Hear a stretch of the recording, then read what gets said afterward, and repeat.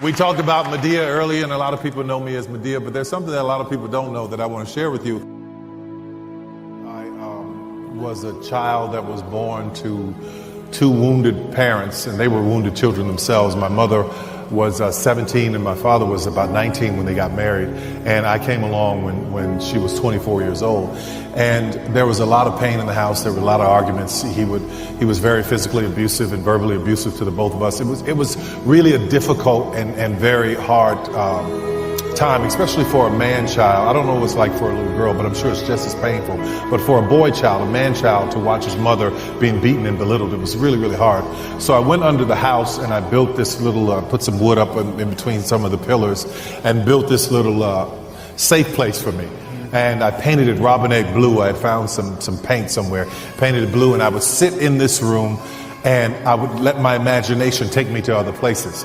I would just be somewhere running through grass and trees while I'm listening to all of the pain and all of the heartache up above me in the floorboards. So it was a very difficult time. But the beauty in that moment, and I say this to people all the time, is that I know that all things work together for your good.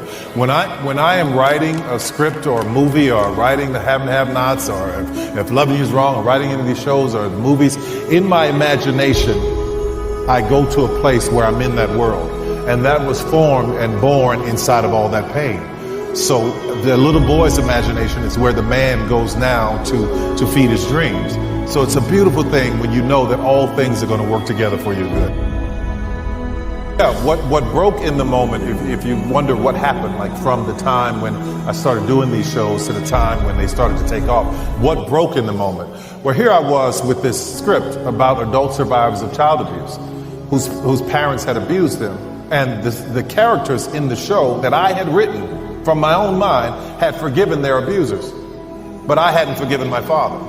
So one day we were on the phone before this show sold out, before everything changed. We were on the phone and I got a chance to just say everything that was on my mind, because I wasn't the little boy anymore. I was a 6'6" man and I wasn't afraid. And I started saying everything that I needed to say to him. And the things that came out of my mouth blew my mind. But at the end of it, what I heard was, I forgive you. I said, I forgive you to him. And something shifted in me.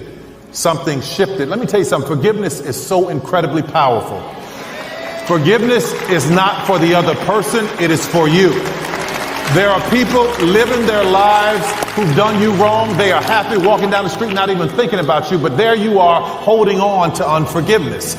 When I forgave this man, I found myself I was lost for a second, because my entire fuel was based on the negativity of not forgiving him. But once I forgave him, I had to find a way to find another source of fuel. So the negativity and all the darkness that I'd been through was the source. Now I needed a more positive source. Now I needed a good source, a pure source. It's like taking a car that runs on diesel and putting regular gasoline in it. And then all of a sudden you say drive and something's going to go wrong. So you have to rework all the components inside of your mind to be able to understand how to function in positivity. So that shift for me was so incredible. Forgiveness did all of that for me. And the minute I did that, the minute I started to function and doing the right thing and being positive, I went from nobody coming to the show to not having enough seats for the people to get into the places. This shocked a few people. They said, let's talk about your failures. I said, I don't have any. And I tell you why. I tell you why I say that. I tell you why I say that. Because when you know that everything in your life is going to work together for your good. Listen, I look back on all the things in my life that I thought that should have been a failure, that should have been a failure, that should have been. But when I really analyzed it, I realized those were teaching moments, those were molding moments, those were moving moments. And I realized, had that not happened, I wouldn't have been ready for this moment. Or had that situation not gone on, I wouldn't have been ready to go here. Had I not been able to live at that altitude, I wouldn't have been able to stand at this altitude. So what happened to me, as I look back on all those moments, I don't call them failures. I call them the grace of God, because it had brought me right where I needed to be. Listen, don't give up. I know that sounds simple, but don't give up. If you go to bed with it and you wake up with it, and you can't shake it, you go get a job and that dream is still in the back of your head. You're working for somebody else, but that dream is still in the back of your head. You're getting up every morning, 5 in the morning, going on somebody else's job. Let me tell you something. Honor that person that you're working for. Listen, because when you're faithful over someone else's, God will give you your own. So make sure you honor the person that you're working for. But at the same time, don't give up. The mantra at my studio is a place where even dreams believe.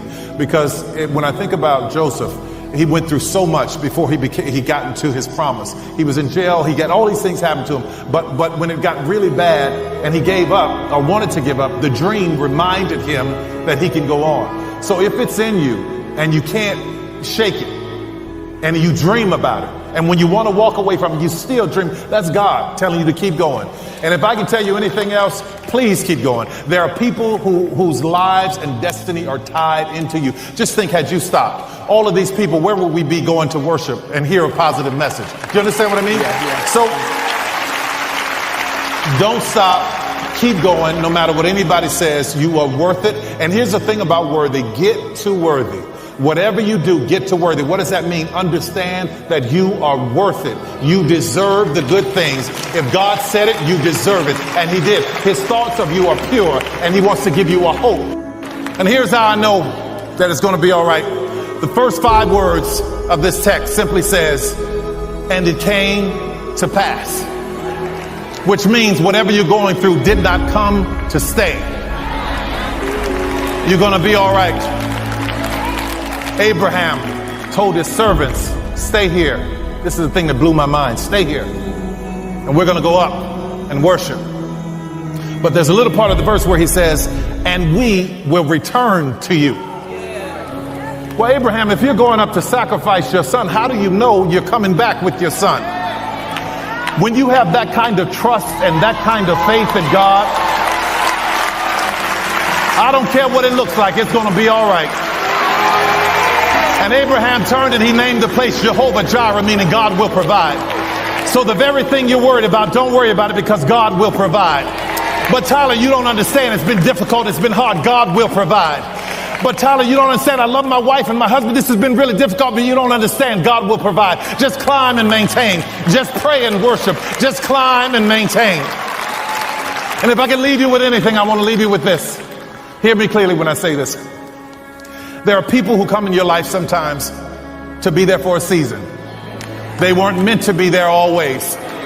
Sometimes we find ourselves hooked up with people that we think are there for a lifetime, but they were only supposed to be there for a season.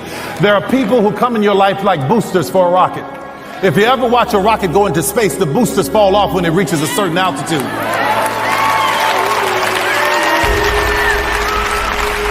Some people are not equipped to handle the altitudes that you're going to.